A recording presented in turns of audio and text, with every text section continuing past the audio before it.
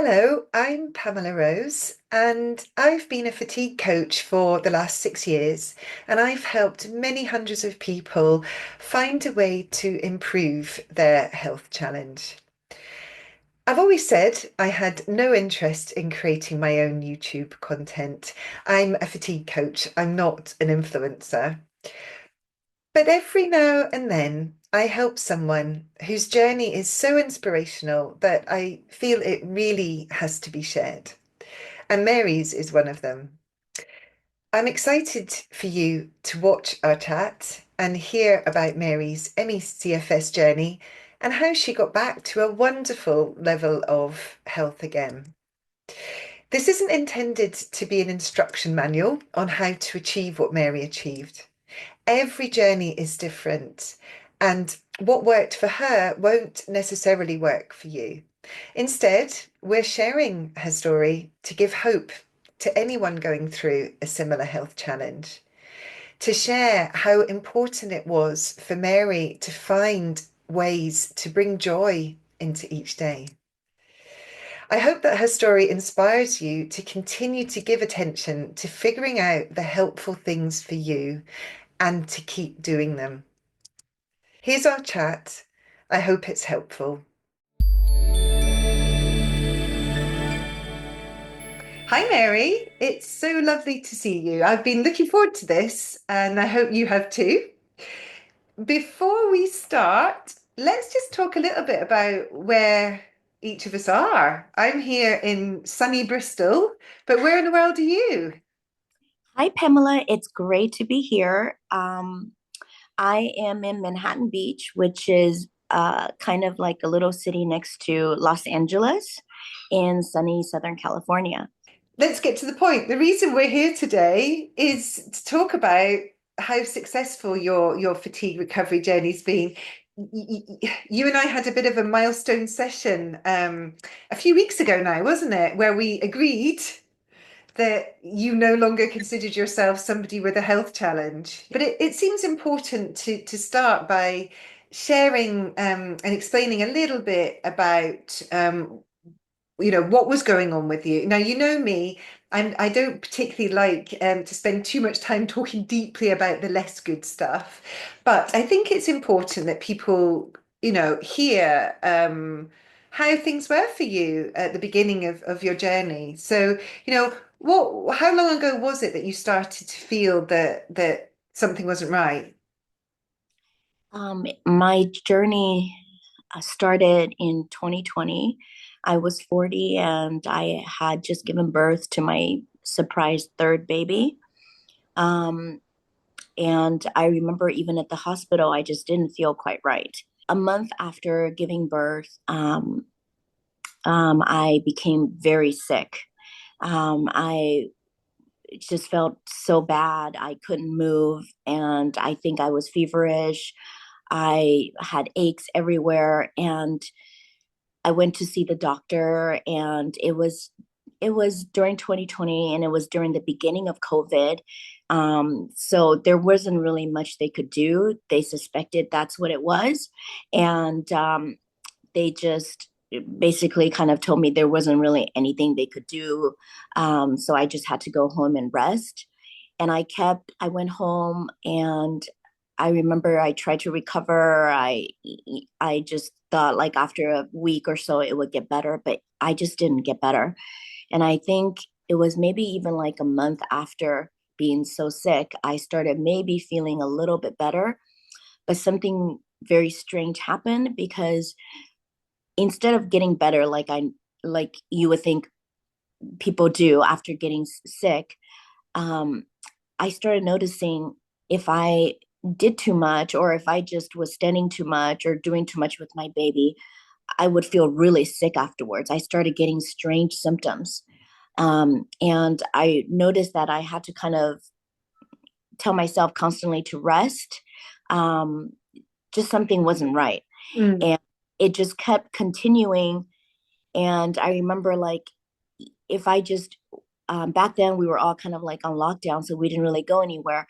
But one time I went with my family to the park for like the first time, And afterwards, I just couldn't move. I just had to lay there. It was like a very long spell of fatigue, and I had to wait for it to pass. And I didn't know what was going on. Mm, mm, So mm, I went to see my family doctor, and I told him my symptoms, and he did all sorts of tests, and he couldn't figure out what was going on. And then I told him, I said, something isn't quite right. It's like every time I do something active, or not even that active, like if I go outside for a moment, or if I try to go to the grocery store, for like 5 minutes, afterwards I have to lay down. I don't know what's wrong with me, and it's getting worse and worse. Um, and then he said, "Oh, maybe you have chronic fatigue syndrome." And then he basically said, there really isn't much you can do about this. You just have to wait to see if your body can recover. mm, Um, mm, mm. And I mean, what I love about that is that you found a medical practitioner fairly early on who did recognize some of the symptoms and kind of clue in to saying that this could be what was going on. But as with so many of us, they weren't really then able to offer much help or much hope. What did you do then? I started looking online, and when you start looking online, the information you find are just so negative. Mm, The statistics are so so disappointing and just hopeless. mm, I think I joined a Facebook group, and I started asking questions like, is there like a specialist or that I could see in the Los Angeles area? And I think someone mentioned Dr. Chia in Torrance. So I had my doctor write me a note so that I could see Dr. Chia in Torrance. But the wait to see him, I think, was at that time maybe 6 months. So I had to wait to see Dr.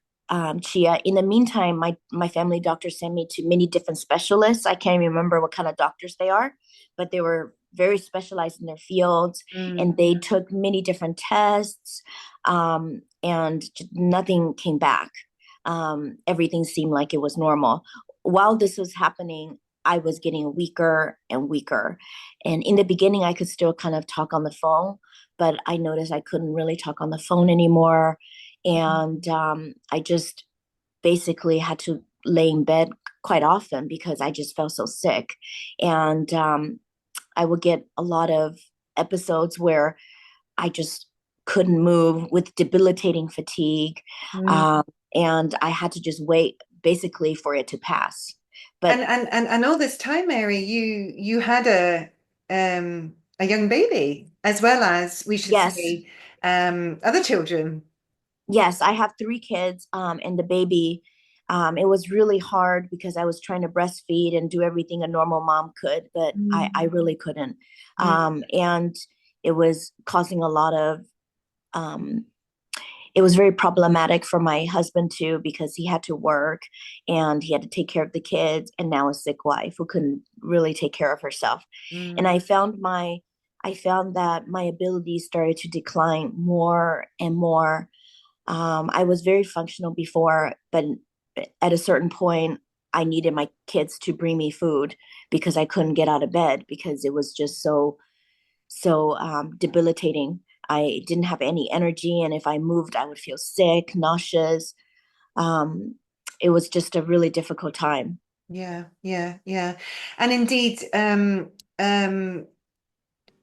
without wanting to get into too much detail, that continued to happen until you realized that it would be helpful to actually um, uh, temporarily move out of the family home and have some space. That was around the time that we first met, I think, wasn't it? And Yeah. I remember you saying, how stimulating everything was, and noise and light and being around people. And I think what was the thinking behind you deciding to see if moving to a different space was going to be helpful, and was it helpful? Um, to be honest, my husband is the one who brought it up. He said, because as my illness progressed more, became worse as my illness progressed.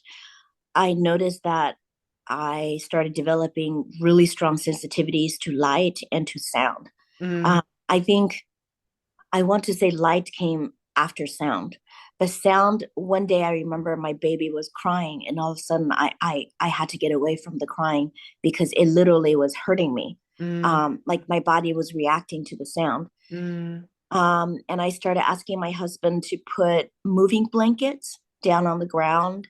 And instead of using china to eat, to use paper plates and mm, plastic forks, plastic silverware, because I couldn't handle the sound. And one day he came to me and he just said, Mary, I don't think we can live like this. We have a baby mm, and we can't keep the house quiet like you want us to. I think it's best if you go somewhere else. mm, And it was heartbreaking because when you're sick with such a strange illness, you already feel so invisible and you feel so misunderstood. mm, And I was so scared because I didn't want to leave my family, my baby, and moving scared me because I was already in such bad shape that I was basically laying around all day long. How mm. am I going to handle it? But it turned out, sometimes you don't know how something's going to go until you give it a try. And that's a big lesson that I think having having CFS and long COVID taught me is that um, you our mind naturally wants to go somewhere dark, but Mm. you don't know until you give something a try to see Yeah, how it goes. yeah. So it turned out to be the best thing ever because when I moved away, I was able to, even though I didn't see my family, I was able to just really find a place of peace and quiet that I needed, and for my body to calm down because I think I was in fight or flight mode pretty much every day. I was living on adrenaline when I was at home, and it And was very, very uncomfortable. and of course, people could be watching and listening to this who are not in a position where they have anywhere else to go or the Yeah. resources to be able to. Have you got any advice or guidance for people in that situation? What do you think it helped with most, or why was it so helpful? And can you think of other ways that could potentially be achieved without removing yourself from the home? So I want to say if you have developed symptoms of this illness and you're going through the thick of it, give yourself a lot of grace. I Mm, bet before you got sick, you were very high functioning, but now you're sick. And when you're sick, you just give yourself grace and say, it's okay. I need this rest. My body needs this rest. It's okay. I have slow days. Um, don't compare yourself to anyone else, especially yourself. mm, Take it day by day and give yourself grace for resting mm, because it's in the end it's going to be good for yourself. mm. There you were. Um, Out of the family home, and of course, terribly keen to get into a better level of wellness and move back. What do you think started to make a difference? What was it that started to help, and even just to stabilize things a little bit? It was a lot of a combination of things. So first, I think having people like you who understand this journey, who can kind of because you're going to face there are going to be days when you're just feeling really down, and you probably feel very scared Mm, with this unknowing future. So it's important to have people who who have gone through this, who understand it, to make you feel like, oh, what you're feeling is normal. um, and I think it's also important to have people around you understand and believe you, because I think for the first part of my illness I spent a lot of energy trying to convince people in my family that I was sick. mm, And having people, and then eventually they started believing me, and that really helped. Not that they can solve anything, but just having people understand, oh, she's really sick, she's mm, really going through something, really helped. Mm. Like you feel validated. Yeah. I think it's also important to have a medical doctor, um, even if it's someone online. Um, a medical doctor who understands this illness. Having Dr. Chia really helped me. Not only was he good at explaining to my family that this is a very serious illness, but he also um, knew, like, kind of like he understood my body, because at one point I couldn't take any medicine. Mm. I was so sensitive, and I bet a lot of you have that same issue. You're so sensitive you can't take medicine. And I asked him, what can I do? And he said, you just have to wait. Your body has to take time to calm down first. You have to calm down your nervous system before you can take other things. And he told me that, but there are medicines that can help. So we Mm. have to get ourselves into, we have to prepare our bodies so that it can be ready to accept the Yeah. that we can take the medicines. And I think also having mindset, a positive mindset. Now, it's not possible to be positive all the time. It's not, that's not what it is. A positive mindset is, for me, is when I accepted that I am sick, and I became okay with it. Mm. And I became okay, wherever I end up, I became okay with my future. Then my mindset completely changed, Yeah. because before I kept making expectations for myself. I should be doing this. I should be able to do that. But when I just told myself, it's okay, I'm sick. And if I'm going to be sick for the rest of my life, then I'll find a way to live. Absolutely, it's so important. And we talked a lot about acceptance. We talked a lot about, if not positivity, then at least Yeah. trying to get out of the negativity. And we Yes. even talked about there are some days where just aiming for neutral is the best we can do, but at least trying not to let things emotionally, mentally sort of slide into that difficult place. I'm really interested in what your doctor said about things needing to settle. And I see that, I've helped, many hundreds of people get to a better place. And it seems to be that for everybody, there's a period of whatever you want to call it, recalibration, settling. Yeah. And that has to be sort of gone through before somebody's system is ready to receive help and Yeah. start to move on. Was there anything you did? I remember, I think you reached out to the wonderful Amy, Yeah. Amy Davis, who's an Yes. embodiment coach. And were there any other things that you think really helped at that time, before you were able to welcome, the help of medication? I'm glad you brought up Amy, because Amy really helped me during a time. I was so severe at a point, um, when I saw Amy. I was laying down pretty much 24/7. Mm. I couldn't sit up by that time.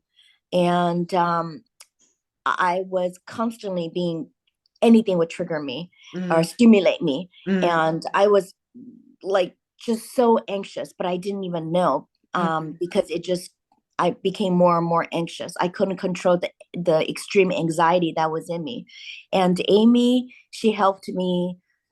She did breathing exercises and meditations. So at that time, I think my appointment with her was no more than 30 minutes, not, if maybe even less.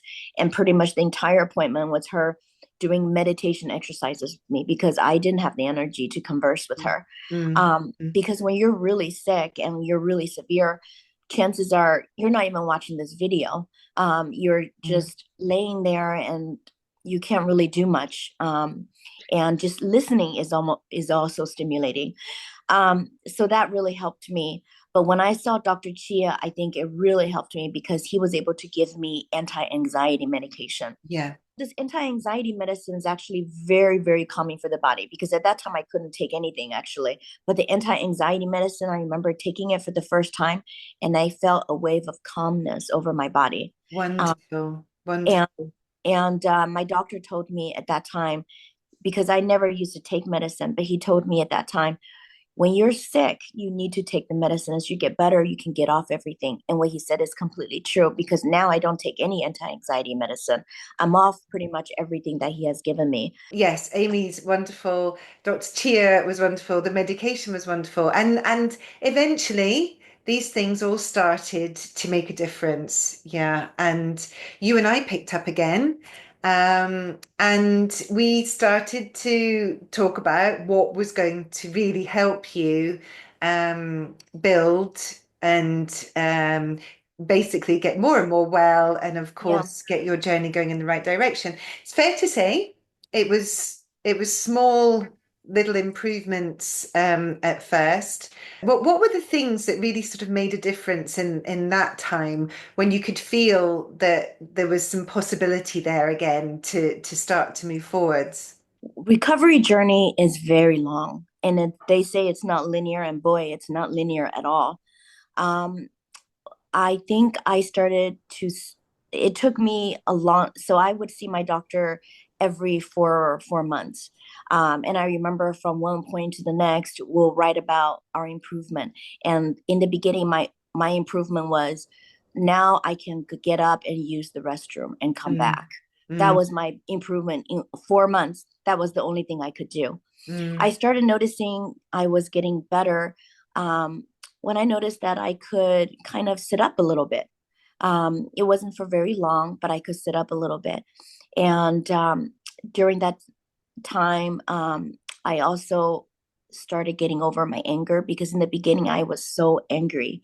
I was so angry and scared. I felt like God abandoned me, and I felt people abandoned me. I felt like there was no place for me in this world. But I, one day when I was laying there, I started feeling a little better, and I couldn't watch TV or anything like that. Of course, I couldn't really be on the phone. But I wanted to do a little more. I was starting to feel a little bit bored. So I remember I asked my friend to buy me a Bible verse book for people who are going through chronic illness. And what I could do was I opened the book and I read a verse, and I would lay there in bed and just go over the verse again and again. So I think faith really helped me mm, because when you rely on yourself, we are limited. But when you have faith, whatever religion it may be, but when you have faith, um, that power is mm. limitless, and it replaced my fears.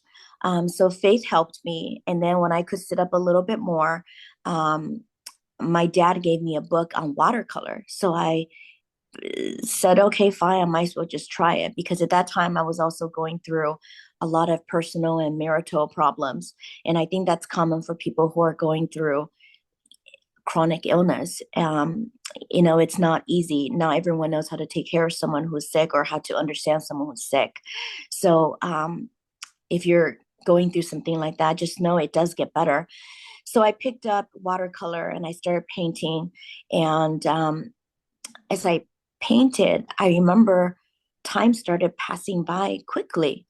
Up until then, I felt like time had slowed down so much for me. The Mm. time just went by so slow. It was almost unbearable at times. But I remembered feeling like when I was painting, time just kind of flew by. And it was like I had something I could look forward to Mm, again. mm. Um, and even in the beginning my paintings were very immature and they were just like blobs, but I really enjoyed the process. I could see this, when we would talk, you had something that brought you joy again, Yeah. something to focus on. I think your faith was very important. And I think, as you said, no matter what someone's religion or how they find some peace with what's going on right now, I think that was a very important part of your journey. And I think there are many ways that people could get that. But for you, it was certainly your faith. And then this combination of finding something that gave you something to think about other than your health challenge. And I think it's fair to say that you weren't already a gifted, well, you didn't know that you were a gifted artist. This wasn't something that you'd really embraced an awful lot in the past, was it? No, I've been a creative person. Like I did sewing and I like drawing, but I never did watercolor. But the thing about watercolor is it's why I love it so much is because it's so unexpected. Every single time you paint, you might get different results because you cannot control water. And I think it's an extremely um, it's a really fun medium for anyone at any age, any level to try because it teaches you to let go of control. Because Yeah. water has a mind of its own, and sometimes you're just watching what it does with the paint, and it's just fascinating. And it's fair to say that you discovered as you got as your wellness um, kept returning, and it was slow at first, just like many people's journeys are. Those early improvements are small, but I truly believe that pays dividends later on, and that keeping things the right amount of considered and measured at first is really, really helpful. But as you had more energy and more wellness to spend on your art, I think it's fair to say you discovered you had really quite a talent. And it really did feel as though quite quickly you were getting to the stage where you were making these wonderful pieces of art. And then you started recording them and sharing them, and you created an Instagram account. And that's a story in itself that needs to be shared in more detail than we can do justice today. But as a bit of a spoiler, we're here today, and you, I mean, your art is enjoyed by so many people. You have your Instagram account with, I think there's well over 300,000 followers now. Yeah. Am I right? Yeah. 330 something thousand followers, which is amazing that this has come from those very, this picking up and deciding to have, to explore and do this as something to just take your mind off your health challenge. Here you are now sharing this gift and teaching via your simple tutorials, teaching others. It's just such a wonderful success story, isn't it? Yeah. And, most of my paintings I started the count in 2023, middle of the year. Most of the paintings from that time were all done in bed. Mm, I didn't have a table or anything until the following year in 2024, mm, until last year. I mm, had a table. mm. Yeah. So you would say that you would credit art with being a very helpful part of your journey. What helped you to keep improving and regaining your wellness. But it wasn't the only thing. What other? I'm sure anybody watching this is going to be finding this such a inspirational story, but they'll be asking, well, what did you do? What helped? How did you get back to a place where you were increasing your activity levels, month on month, eventually. What do you credit for being the really, really important things? I think when I was painting, I was actually, even though when you have this illness, you even just sitting up or using your head to think, those are all using energy. Mm, So when I sat up to paint, to a normal person, it might look like, oh, it's not much energy at all. But for someone who's sick, that was like all the energy I had. And I think because I was so persistent in my painting, and sometimes I did kind of paint a little long, it was like exercising for me. Because maybe in the beginning I could only paint every 5 minutes and I had to lay down. mm. But then I couldn't wait anymore. So I started painting 10 minutes. And then I started painting 15 minutes. And next thing you know, I'm sitting there for 30 minutes. So it just little bit by little bit. And I suppose this is what we call pacing. Yes, You yes.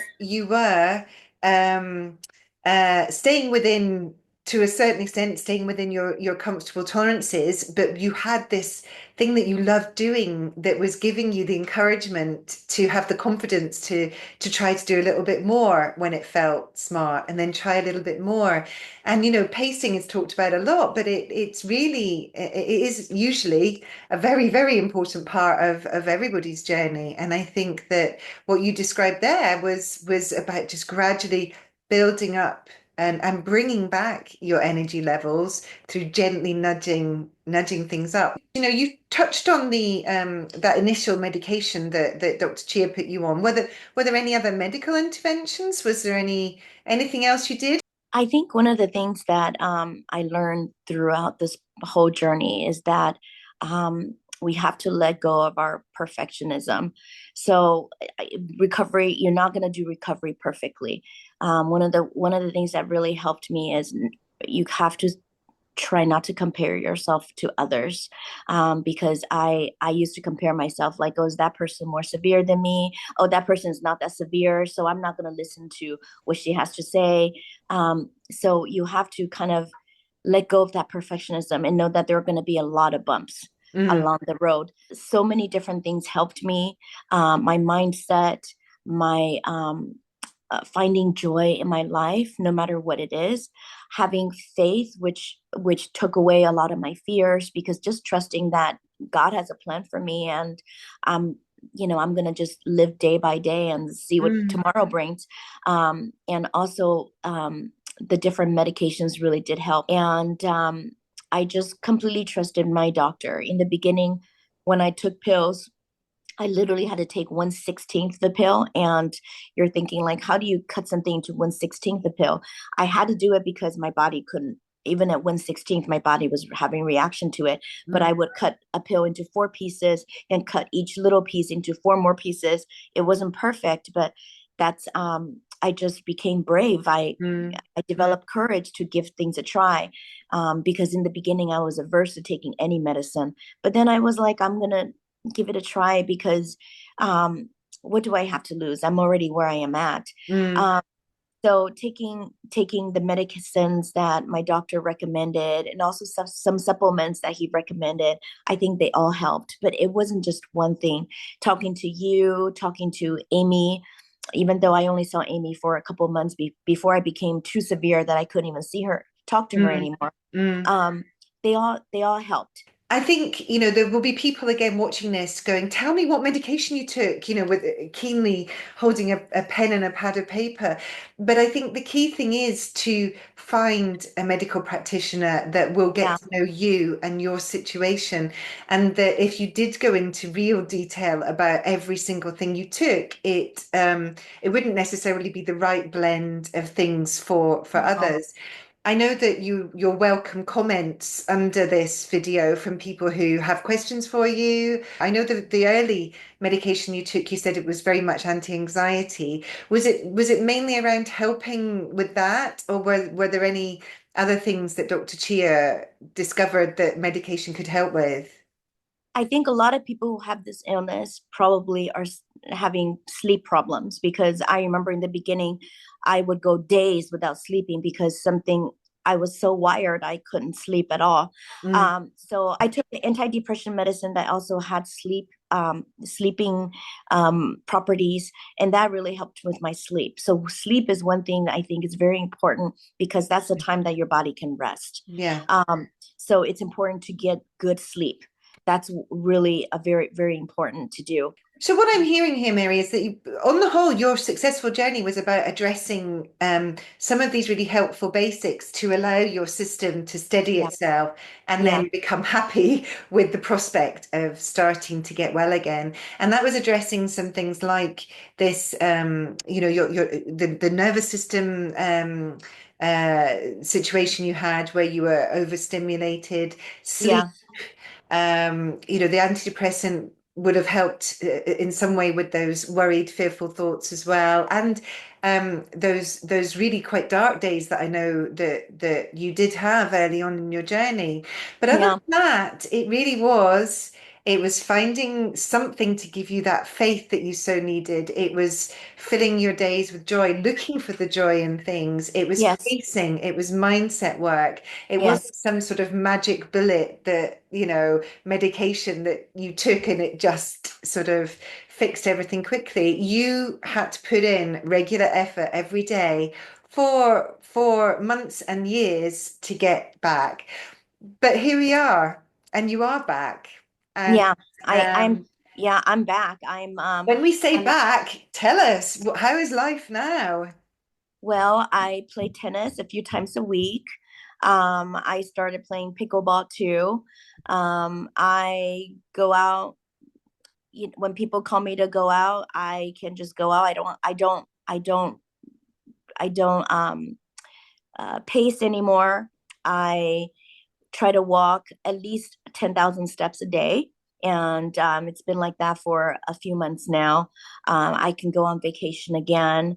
I laugh, and I went to a concert for the first time um, at the YouTube theater here in Los Angeles, and it was loud, but it didn't bother me at all. I go see movies. I cook food.